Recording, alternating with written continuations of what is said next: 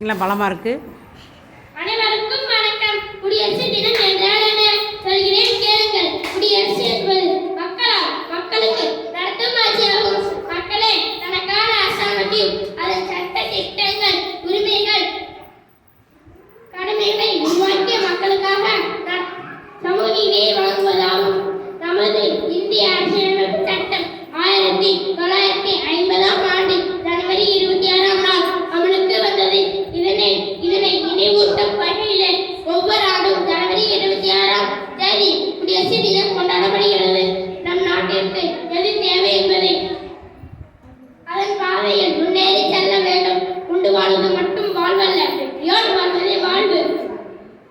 குடியரசு தினத்தில் நாம் கலாமின் கனவுகளை நனவாக்கிற உறுதியெடுப்போம். நம் நாட்டை முன்னேற்ற பாதையில் கொண்டு செல்வோம். தேச தலைவர்களை போற்றுவோம். தேசம் காத்திட